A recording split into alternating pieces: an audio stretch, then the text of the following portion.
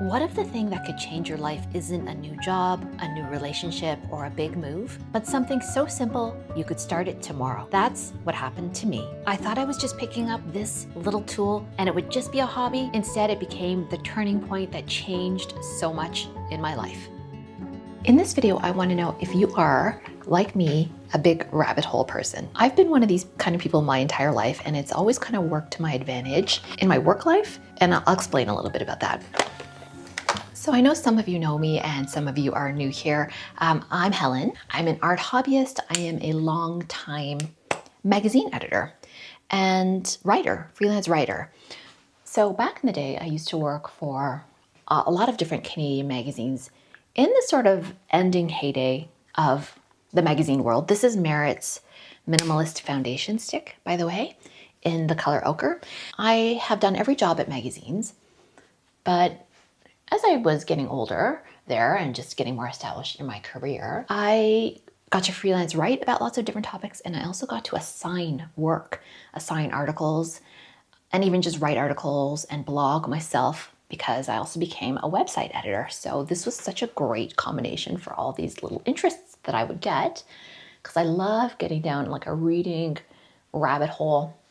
Less so actual activities, we'll come to that. And I was really able to leverage this personality trait, right? For the places that I worked, I was able to make money freelance writing about my niche interests. Whatever I would be interested in, I would send out a lot of different queries and like get assignments and write about those things that I really cared about in the moment. Or if I was an editor, and because I mostly work for generalist women's lifestyle magazines, there was often a lot of overlap, right? Of my interests as a woman of a certain age and my audience, which was women. So I worked for Canadian Living magazine for quite a long time. And if you're an American, if you're familiar with like Good Housekeeping or like Red Book, it's one of those kind of general interest women's magazines with like a lot of cooking and like lifestyle advice and health articles and all of that. So I just had a lot of leeway to explore these different interests that held my attention for just long enough for me to also kind of exploit them, if that makes sense. Because as much as I like rabbit holes, I do get tired of them usually eventually. So I had this great outlet where I'd be making money for that as well and doing my job. So it was perfect. It was such a perfect match for my type of personality, where I am always getting interested in things and I want to share that, I guess, mini obsession with other people. So fast forward to today, I'm not an editor at a magazine anymore. I'm still a freelance writer, so that part of my career continues. And once in a while I get to like indulge in these mini obsessions by sharing them with people, but not as much as I used to. I think you know what happened to magazines. We're here on YouTube, right? Basically, instead of reading magazines as we might have done in yesteryear. Okay, I promise I'll explain how this plays into this theme. My lips are starting to get dry on account of the weather. Let me just go back here and get something for my lips. So the way that this plays into what's going on here and the theme of change and how art has changed my life and how making these videos have changed my life and how they all kind of go together is, once I lost that outlet of being a daily magazine editor, where I'm just always assigning stories, always writing stories, always blogging, my world is just creating articles, content, assigning, that kind of stuff, I was kind of at a loss. But then came my YouTube channel. So I have two YouTube channels. On my OG channel, as I like to call it, which is called Helen Avery, I've been sort of cycling through all these areas of hyper focus over the last 7+ years. And it's a really great outlet for me. And then I've got a second art channel, which is Helen Avery Media. I know the names are very close. I don't know that I'll always keep the names like that. But yeah, I just have these amazing outlets. And I never would have had the second outlet of having an art channel at all if I didn't just one day wake up and decided that I really wanted to do art. It is so random. I am not an artistic person. I was not like, some people were very good at drawing and very talented and took art classes in school and the high school level and all of that kind of stuff. That was never me. Never me. I could draw a stick figure and like that was about it. right? Okay, I don't know what happened this year, but my eyelids are starting to droop just that little bit more, and eyeliner is so difficult. So never really artistic, definitely always a creative, a career creative. I love to make things. Writing has been such a part of my life for the longest time. If I wasn't writing every day, I just felt like part of me was not alive. I don't even know how to describe it. It was just fundamental. It was just like the water I'm swimming in, the air that I breathe. Writing was part of that. But one day I woke up and it's like, I just had a different itch I wanted to scratch. I don't know how else to describe it. I'm like, I want to start making stuff. I don't want to just be sitting here watching TV or Netflix or YouTube for hours. I want to leave a legacy of something. Like I want to physically make something. Sorry, that's probably a better way to express it. I want to physically make something. I have 2 Merit blushes I'm going to put on now. These are just really easy to use, especially on top of the Merit stick. I promise this is not a makeup vlog, but if I don't tell people what this is, they'll ask. So I may as well just say it. I just wanted to spend my time making art. I'm just like, I just woke up and I was interested in art. I swear it was as simple as that. I don't even know how. It wasn't like watching a YouTube video that inspired me or something. It just was like, I want to start crocheting.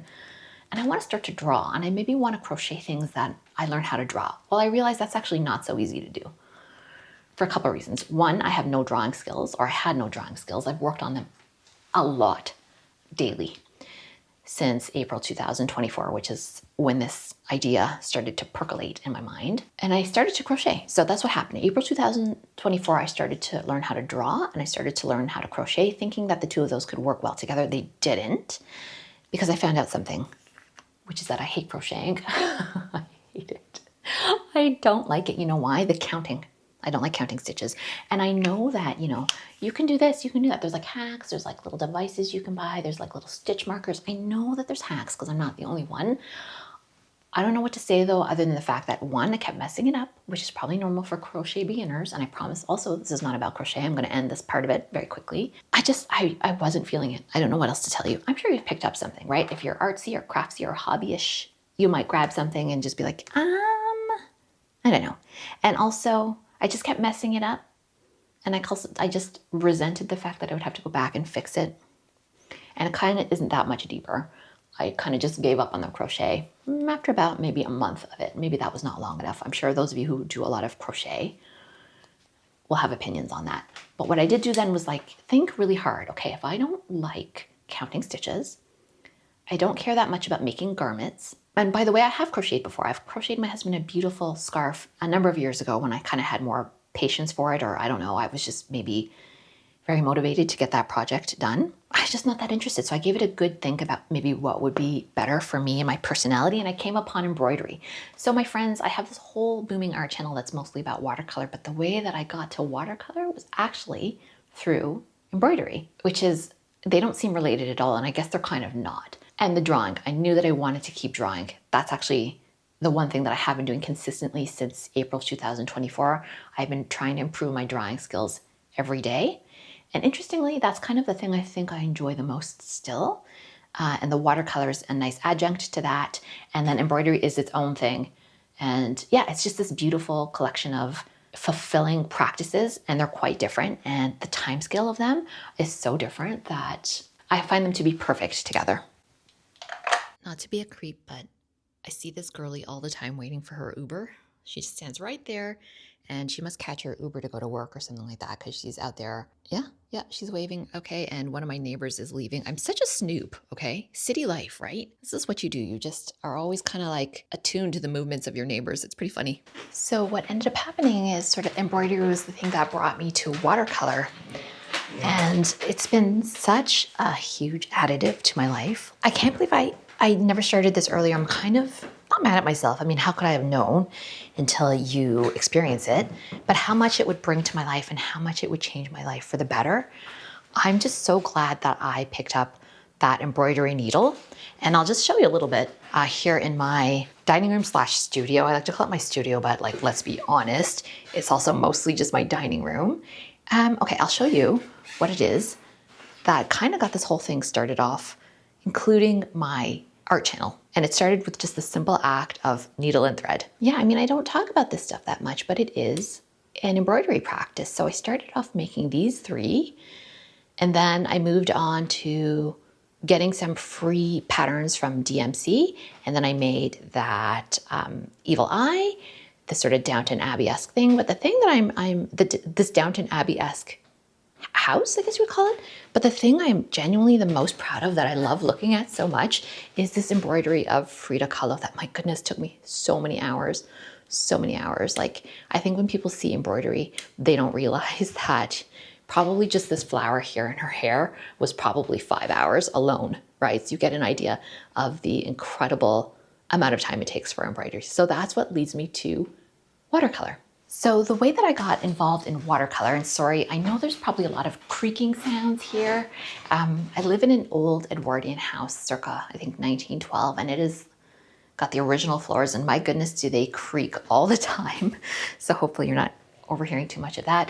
But the way that I got started with watercolor is that I found that the embroidery, as beautiful as it was, I didn't always have a sense of having any momentum or having any completion. And I just found that I wanted to work on something that was also a little bit quicker, that would also work with the drawing that I was also getting interested in learning to do. Because you can draw something and then embroider it, and that whole process will be 10 hours. You know what I mean? So I wanted to draw something, so I started with just drawing, and I thought it could be nice to make art out of this as well, because I love color. You wouldn't know it from the all black outfit I'm wearing today, but I do love color. So that's kind of how I started embroidering, right? It was quite almost as simple as that. I just woke up one day and I was like, okay, we want to do something in the needle arts. And I started with crochet, didn't like it. I was like, you know what really suits me? You don't count stitches when you hand embroider. Let's try that. So I just started with some kits that you see right there, fell in love with the practice. I'm like, yep, this is it. This is the one for me. But then quickly found that that is so laborious that I wanted something else as well.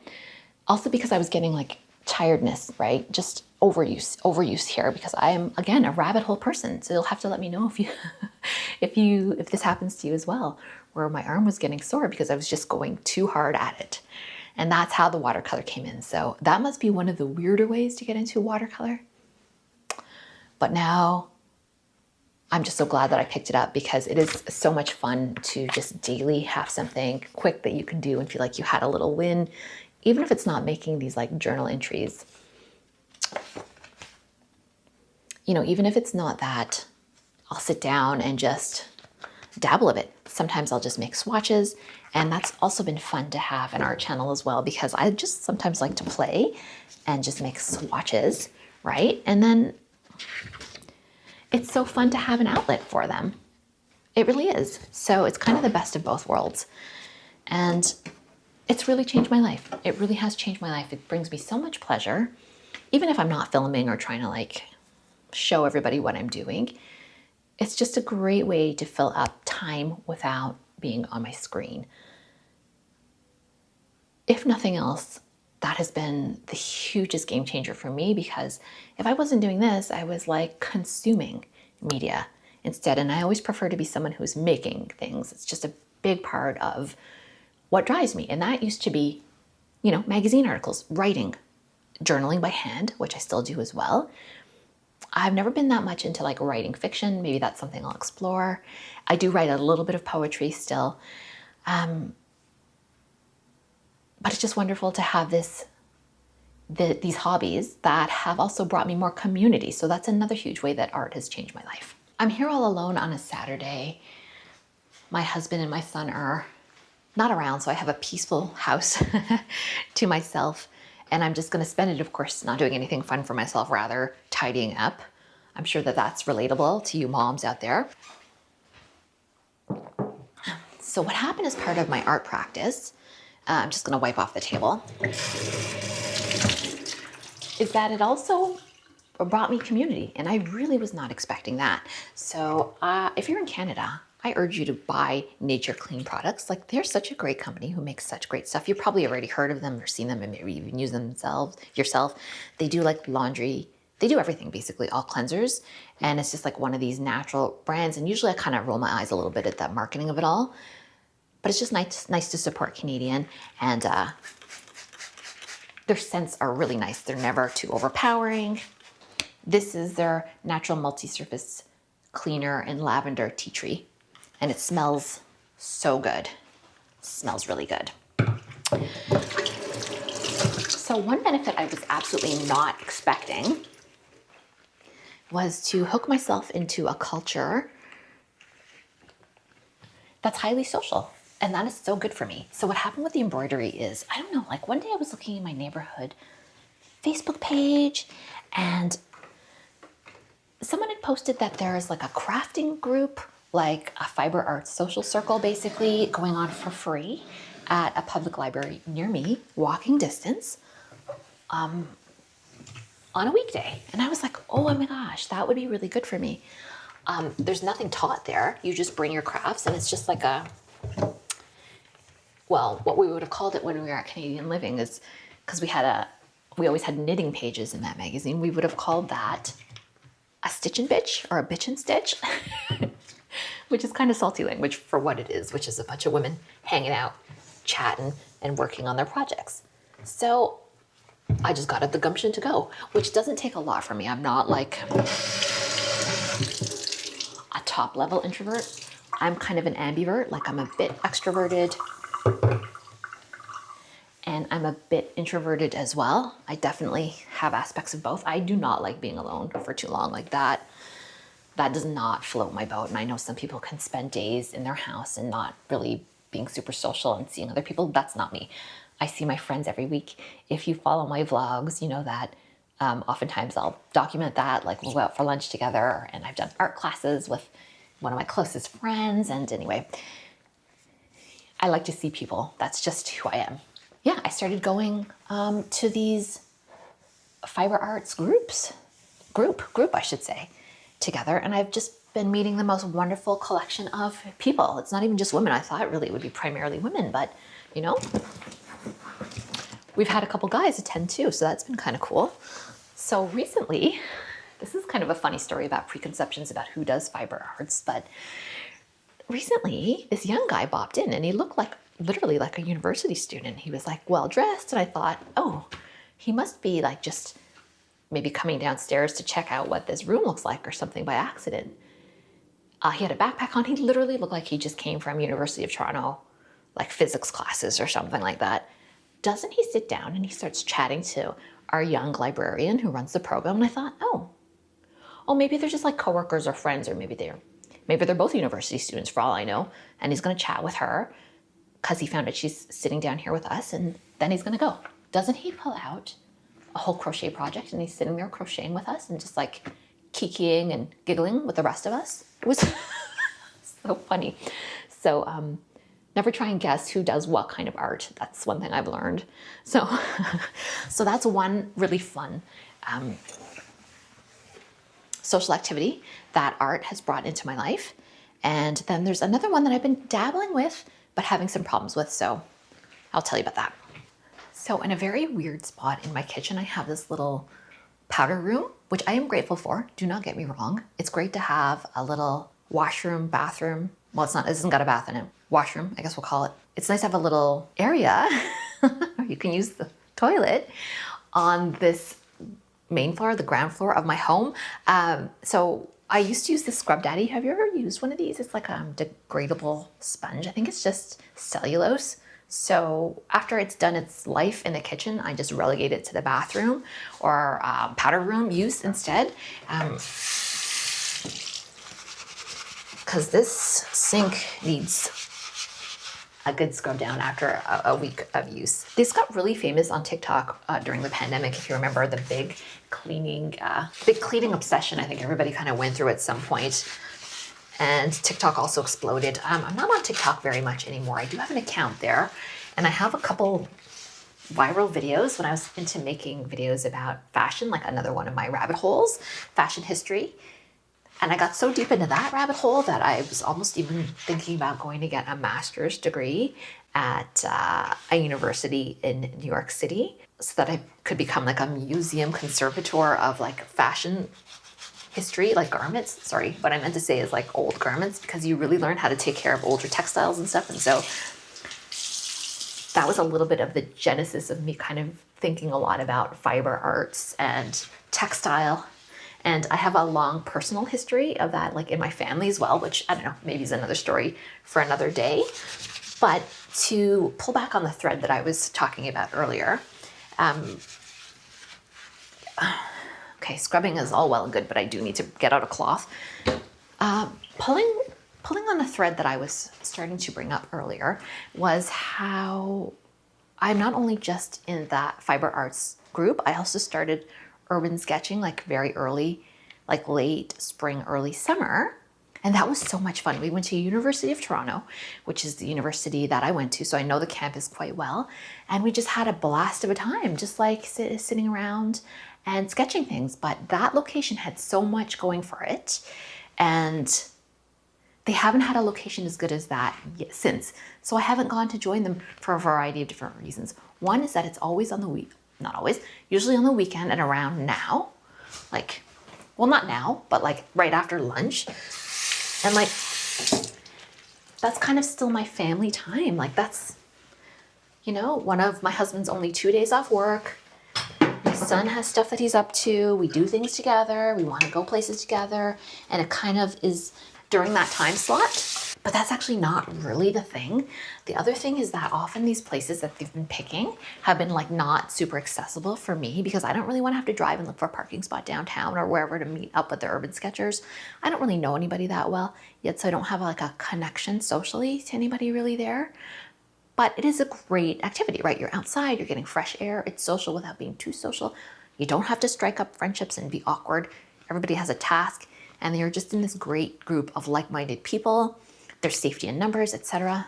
But the problem is that sometimes the locations are too obscure for me to get to easily. It would just be like a lot of travel that I kind of don't want to do. Like I don't want to add 45 minutes times 2 to go to like an urban sketching session and thus take up the entire day.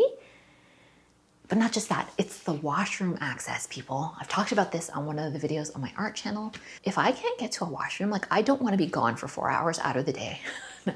I know that that's TMI, but it is a real deterrent, especially as a woman. Like you can't just go anywhere you want.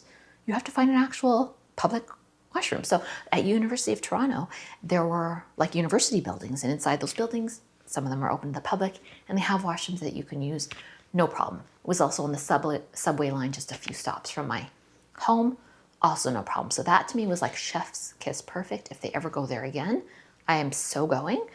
But sometimes they'll go to like a bar at like some part of the city that I don't live in, or sometimes they'll be like, they pick amazing places. Don't get me wrong. It's just the barrier of entry for me is a little high. And I won't go in the winter, and I think you can probably figure out why, which is like I am averse to freezing to death.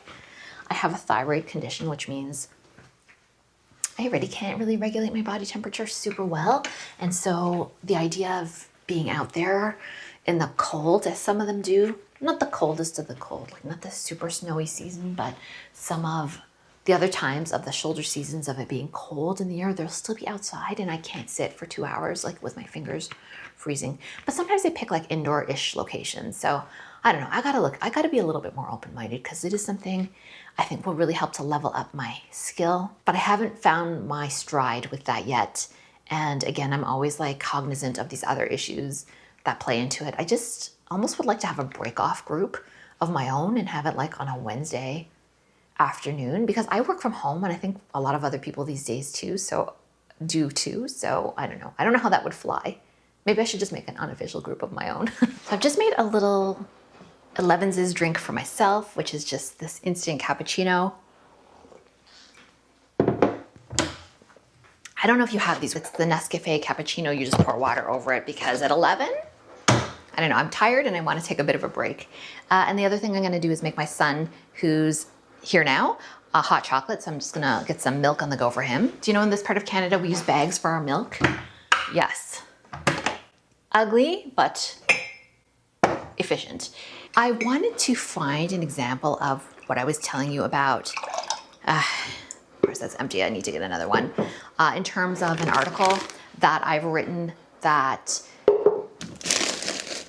is kind of one of those rabbit holes that I was talking to, and I found one that I wrote and the date on it is April 12th, 2024, about quiet quitting my garden because I'd gotten into this deep rabbit hole about like maybe wanting to take my grass out and doing something more natural with it, which I didn't ultimately end up doing. But the cool thing was, you know, I had this idea. I'm like, I want to see if I can sell this article. And I did, and I got paid for it, which is kind of cool. And you can see that article too. Let me see. I pulled it up on my phone to double check that it is still there. Yeah, so it's called Why I'm Quiet Quitting My Garden by Chatelaine.com. I'll drop a link down below in the description, and if I forget, please do remind me. But it's kind of funny. You can read through my experience there. Okay, speaking of gardens, I'm just gonna sneak down to mine and see what the weather is like out today. Oh, it's nice. No, we're into the fall now, deeper into the fall, and I think that this is gonna be one of the last nice days for hanging some laundry out. So I've done some sheets, and I'm gonna, take advantage. But I can feel that the air is getting so much more crisp. I'm balancing you actually on top of my barbecue, of all things. So this is the aforementioned lawn that made it into the story. And I'm just finishing up my coffee out here on this beautiful, crisp, perfect fall day. Yeah, I just wanted to have a bit of fresh air. It's important to step outside every day. I really do believe that for my personal mental health. Oh, hear a plane. See a plane going overhead. I'm in a flight path, so if you hear my videos and you often hear that in my backyard, I apologize. I'm far from the airport, but somehow I'm under the planes. Just a bit of light breeze. Oh, what a perfect day. I love just taking a moment to be outside. I wish that I brought my sketchbook with me though. But subject matter is starting to dwindle because my favorite thing is bright summer flowers, and they've peaked and they're dying now. But there are other little fun nature things that you can find too. The other day I was at a park near me and I saw these beautiful red leaves, and then that sort of just sparked a whole video on it that was fun. Every time of year there is something beautiful, but for me there's something really special about spring and summer. Journaling, nature journaling outside, I'm so inspired. And then it gets a lot harder for me the rest of the year. You know what, why don't I just take a seat for a second on, again, probably one of the last occasions I'll be able to be out here without a lot of extra gear like clothes and all that on. Yeah, so this is my city backyard with a very unattractive chain link fence behind me. But considering this is like a really noisy area, like I'm in Midtown Toronto, hectic area, restaurants galore just on the other side of me there. This is such a little oasis, and the grass actually sequesters a lot of the pollution and the noise, and I've really enjoyed it as just a little space to walk around, think. It would be nice to turn it into like beautiful wildflowers and stuff like that, but I still am at the point where I enjoy it. My son likes to come out here too sometimes. It's just like his basketball is always lying around. Sometimes you see that in the frame. So I'm kind of glad I didn't dig it out, even though I know there are better alternatives. But anyway, that wasn't what I wanted to talk about. What I thought I would just mention briefly is just this interesting dichotomy that I've noticed between when people catch me sketching and painting. Oh my gosh, you guys are awfully crooked. I apologize. Let me see if I can straighten you out there. Whoa. I don't think I made that any better. There's this interesting dichotomy between when I am drawing and painting versus when I'm doing embroidery. Like when people see me doing embroidery, I don't think that my family anyway, and just onlookers, are super impressed with that. It's so interesting. And I think that's because we associated with this like maternal vibe of like needlecraft, of like grandmothers, of like older women. Nobody bats an eye. In fact, they ignore me. It's like I'm not even there. Once at a restaurant, I had a woman, like an elderly woman, come over and and chat with me about it. And that's the only time I've had someone remark on me embroidering in public. But if I were to be drawing or watercoloring, again, just so you know, and if you're like embarrassed about possibly doing it outside, you don't get like completely random strangers approaching you. Maybe if you were like a young, hot girl, you probably would. But the crowd I draw, being like a middle-aged woman, are like gentle retirement age people out for a stroll because they're the only ones paying attention to what people are doing. Young people are like in their phones or they're chatting with their friends, like they just don't care.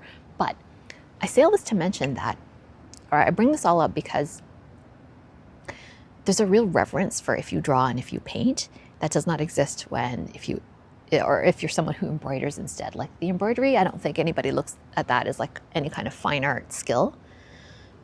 But when you're painting, especially when you have that brush in your hand, that's immediately considered to be very elevated. And the embroidery is considered to be very domestic. I really don't know how else to describe it.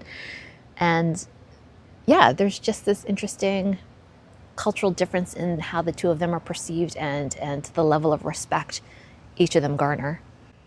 I'm fine with that. It's just something that I've noticed. Just on a more historical level, I know that oil paint is always more revered. It's considered a finer art than watercolor. And a lot of that is just through the years, the masters have painted in oil, Rembrandt, you name it. And for a very long time, watercolor was considered more of, I'm not going to say a woman's art, but more lending itself to women who are also very heavily in the domestic sphere. I don't know, I'm kind of dancing around how I'm saying this, but I think you understand what I'm saying. In that, watercolor is portable. Watercolor is affordable. You can take it with you. You don't, if you're wearing the beautiful gowns of yesteryear, you don't need a whole new smock because you definitely have to cover up when you're wearing oil paint, lest you get it on your beautiful clothing.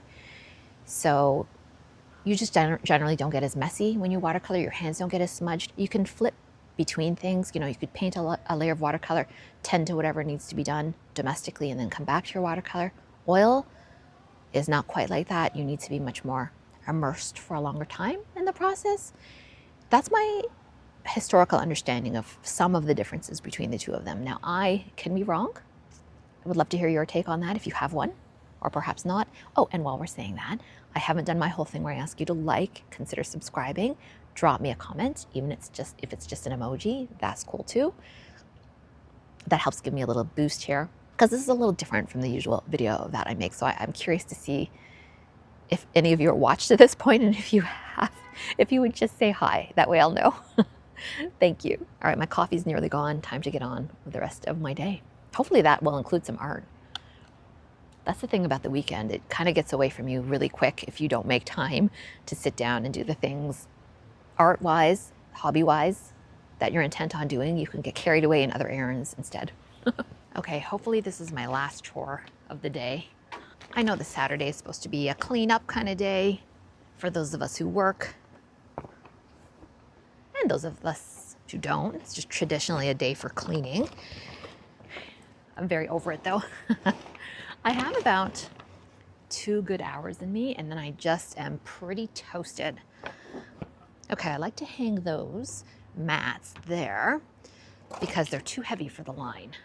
I'm one of the last people that I know that have a clothesline. They've really fallen out of favor, but I find the process something that kind of forces me to get outside during the day, and that is not a bad thing. I don't mind. I think if I did mind, I wouldn't come out and do it. So I'm gonna put a nice load of whites out, and I think this is probably the last time I'm gonna be able to do it, although maybe we'll get some more good days. I suspect not though. This point of the year is usually where it tips over and it's just, you don't have the sun and the warmth for it. So you can hang them and they'll still be wet hours later, which is not what we want. In that case, I will just move to using my dryer. On days like this though, it's just an extra chance to be out in the fresh air. I love being outside, I really do. I'm not an indoor cat, not in the least. I just wish we had a bit of a milder climate in the winter. That would make it perfect for me, because this to me is ideal. Oh my gosh, imagine if every day could be like 20 degrees.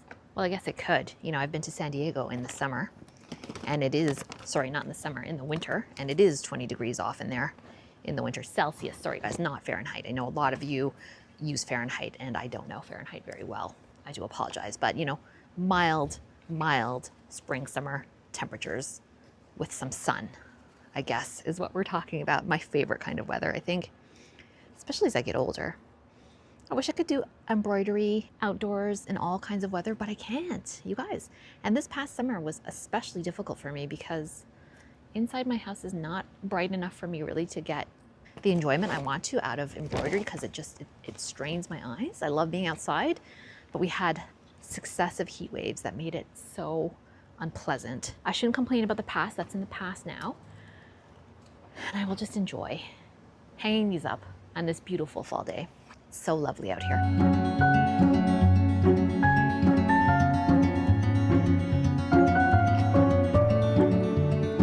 Pretty much it. Just gotta connect these, lift this lower one up a bit. Phew.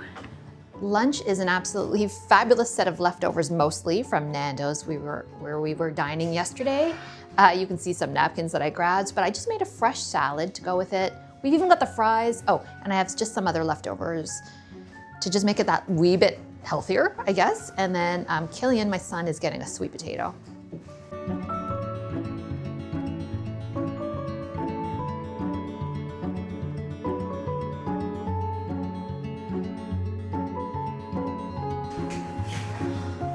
On account of the lovely weather, I'm gonna do a little outing that I wouldn't normally do on a Saturday. On Sundays, I always go for a nature walk. That's my dedicated nature walk day.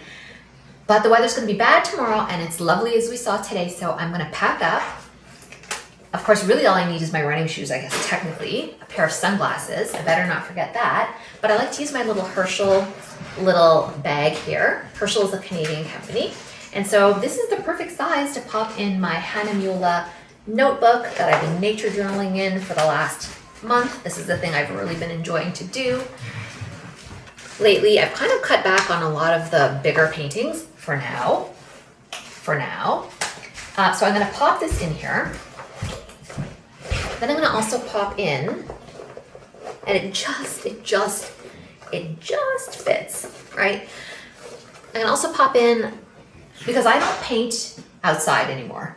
I don't have the patience, I don't like being without access to a washroom, but sometimes I will sketch if I see something really pretty and I want to capture it in the moment and the weather is nice.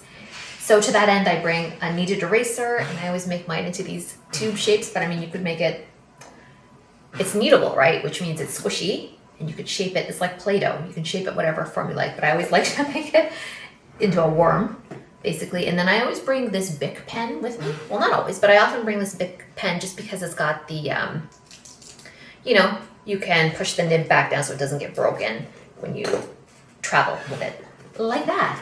And let me just find my sunglasses, which I've now misplaced. And I think I actually have to bring the pair that I don't like as much because I think maybe I put them upstairs. And I'm not willing to do that now, but I am going to, grab a pair of sunglasses and we're gonna go for a walk. Okay, could not find the sunglasses that I prefer, so I've got these dark ones on, and I'm trying to walk kind of quickly because I want to get my heart rate up a bit as well while I'm out here. Something you don't know about me, I exercise every day, or maybe you do if you're a long time watcher of my videos. I try and get in some exercise every day, and I count a nature walk as exercise. It's windy out here, guys, so hopefully the audio is okay. My neighborhood farmers market is finishing up because it's after lunch and I missed it entirely, as I always do. I just completely get sidelined with other things. I would like to come someday.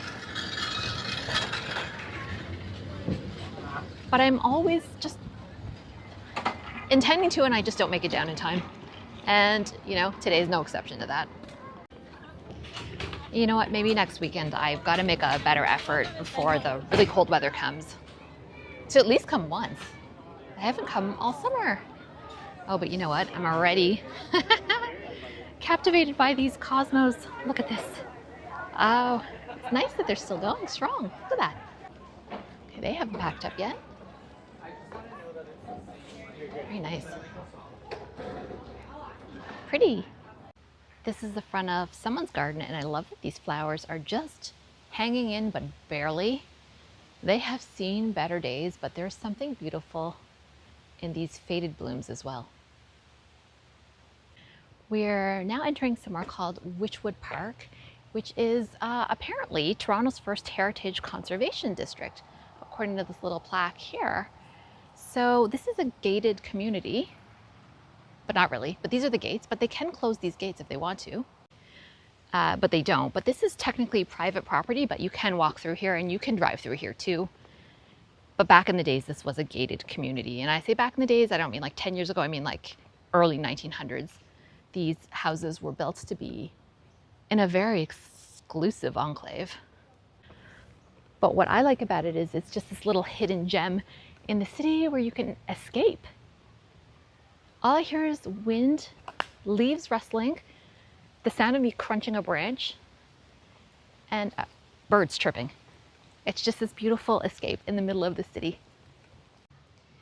Here's a beautiful example of a craftsman style house, which is common to the area. Pretty modest, all things considered, but with this beautiful little natural garden path area with these, I want to say they're roses. Yeah, I think that those are miniature roses. There are no sidewalks here, so you really do feel like you're in a wooded enclave, which I guess you are. There's a little bit of woodland around here. And these beautiful English style, almost cottagey looking homes. I do feel a little bit like I've transported to the year 1920. There's no one around, which is incredible for such a busy city. But there are people. There's just no one around me right now, but there are definitely people walking around, a lot of people walking their dogs, people strolling. I feel alone, but I'm not alone. If you just peek through these trees, what you will see are the high-rises of downtown. A little pond that all the residences surrounded doesn't look that much like a pond, but it is. You'll see the reflections there. Now, I am looking for something to inspire me for my nature journal today, and maybe this is it. I think these are black-eyed Susans. Okay, no, in fact, they are orange coneflowers, and I just looked that up. What I will do while I'm out here, let me just set you guys down, is, hopefully it stays here, I'm just on the edge of somebody's amazingly huge property. Look at this house. I don't know if you can see it all, but it's like got wings. It's gigantic. Must be nice, am I right? Let me extend this a bit here. So I'm not in their property. Not that I think they would care, you know, Toronto's not usually like that. People are not super aggressive about you being like on their lawn, drawing something, you know what I'm saying? If you were carrying on like a ding dong, I'm sure that would be different. But what I will do is I will just kind of whip out my journal like this, and I will sketch this in. And I've done so much nature journaling over the last over a year that I'm actually pretty quick with flowers at doing like a basic shape. I'll just go in there with my pencil and my eraser if needed, but I'll just quickly kind of draw in what I see. Just a very quick sketch, because I do like to keep moving, but it's also so nice just to take a second and be in nature, sketch in nature. You know, these are moving just the slightest bit as I sketch them. That's such a nice feeling. So with flowers, I'll often just draw a circle around it. This is not going to show very well, but I'll draw the circle that gives you the approximate shape, and then I'll go in and sketch the petals. So I'm about halfway done. I've got to fill in the rest of the petals. Okay, so I never pull out flowers when I'm out and about, but this is the one here that I am just sketching in, and I've just really zoned in on that, and I've also taken a picture of it so that I can finish the color at home. But yeah, I'll just be here and just be finishing up these different petals quickly. About 3 minutes later, that's my rough sketch. Obviously this circle has to be erased, but I'm in the mood to keep moving, so that is what I'll do, and then I would finish this off at home. As I pass this garden again, I think I'm gonna grab a picture of this and paint it. Even though I've definitely done this rose before, I will do it again. And one thing I won't hesitate to pick up is fallen leaves, especially when you're not in a park, you're just out and about, walking along the streets. Look at this. The way I understand it is you're not supposed to mess with the ecology of parks by taking things out of the parks, but you know, if it's just something that's fallen into someone's garden where it's basically on the sidewalk, that's fair game. How cool is that? Because it's imperfect. It's got the green in it, and it's got those two little spots. I love nature. It has always something that inspires me.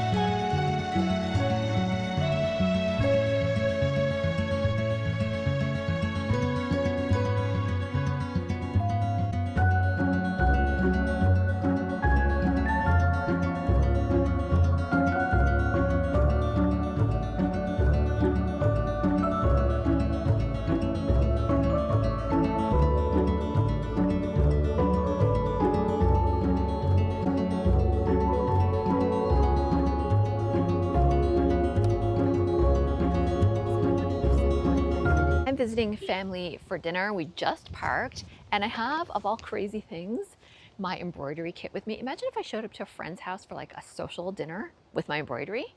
Actually, they would probably expect that from me. But I feel like with family, the rules are like slightly different. You can get away with embroidering and chatting. So that's what I'm doing this beautiful, beautiful evening. Feeling very lucky to get this last gust of like lovely summery weather. For those of you who know Toronto, this is the Yonge and Eglinton or Yonge and Davisville area.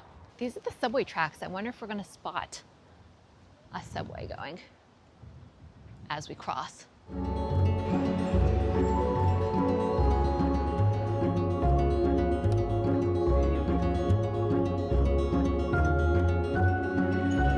Well, that was a really wonderful day, and we're ending off in the spot that we started, which is here in my bedroom. I'm going to end the evening as I often do, speaking of rabbit holes, which has kind of been the theme of this video. And this is my reading time. I definitely love to make sure I carve out a bit of time, either right before I go to bed or sometimes in the later evening when I just don't feel like watching any TV. I'll spend even like 20 minutes just reading. So the book that I've got out, I don't even know if it's good or not. I've only read like a couple pages so far, but the title, wow. The Courage to be Disliked. The Japanese phenomenon that shows you how to change your life and achieve real happiness. Don't we all want that? Okay, so a lot of people have been talking about this and how formative it has been. So if you've read it before, let me know if you liked it or what you thought of it. And so that's me for the night. I really thank you for spending your time here with me. If you've gotten to this point, you're a real one. I know that this was definitely one of the longest videos I can remember making, but it was a real joy to share my life with you. And I so appreciate you. And now with that said, I will sign off here and we'll see you in the next video.